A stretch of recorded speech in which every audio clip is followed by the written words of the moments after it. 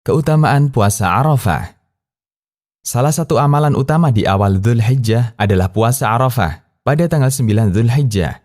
Puasa ini memiliki keutamaan yang semestinya tidak ditinggalkan seorang muslim pun.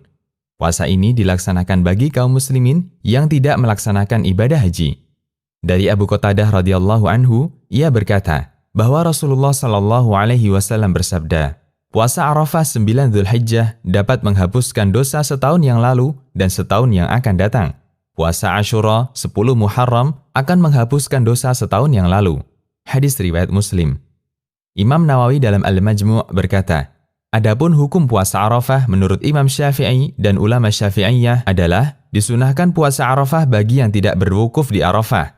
Adapun orang yang sedang berhaji dan saat itu sedang berada di Arafah, menurut Imam Syafi'i secara ringkas, dan ini juga menurut ulama Syafi'iyah, bahwa disunahkan bagi mereka untuk tidak berpuasa karena adanya hadis dari Ummu Fadl. Ibnu Muflih dalam Al-Furu' yang merupakan kitab Hanabilah mengatakan, disunahkan melaksanakan puasa pada 10 hari pertama Dzulhijjah, lebih-lebih lagi puasa pada hari ke-9, yaitu hari Arafah. Demikian disepakati oleh para ulama. Adapun orang yang berhaji tidak disunahkan untuk melaksanakan puasa Arafah. Dari Ummu Fadl binti Al-Harith, bahwa orang-orang berbantahan di dekatnya pada hari Arafah tentang puasa Nabi SAW. Sebagian mereka mengatakan, beliau berpuasa. Sebagian lainnya mengatakan, beliau tidak berpuasa.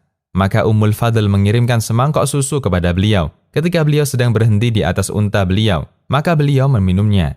Hadis riwayat Bukhari dan Muslim. Dari Maimunah radhiyallahu anha, ia berkata bahwa orang-orang saling berdebat apakah Nabi SAW berpuasa pada hari Arafah. Lalu Maimunah mengirimkan pada beliau satu wadah berisi susu dan beliau dalam keadaan berdiri, yaitu wukuf. Lantas beliau minum dan orang-orang pun menyaksikannya. Hadis riwayat Bukhari dan Muslim. Mengenai pengampunan dosa dari puasa Arafah, para ulama berselisih pendapat. Ada yang mengatakan bahwa yang dimaksud adalah dosa kecil. Imam Nawawi rahimahullah mengatakan, jika bukan dosa kecil yang diampuni, moga dosa besar yang diperingan. Jika tidak, moga ditinggikan derajat. Syarah Sahih Muslim. Sedangkan jika melihat dari penjelasan Ibnu Taimiyah rahimahullah, bukan hanya dosa kecil yang diampuni, dosa besar bisa terampuni karena hadis di atas sifatnya umum. Majmu' al-Fatawa. Semoga Allah memberi hidayah pada kita untuk terus beramal soleh.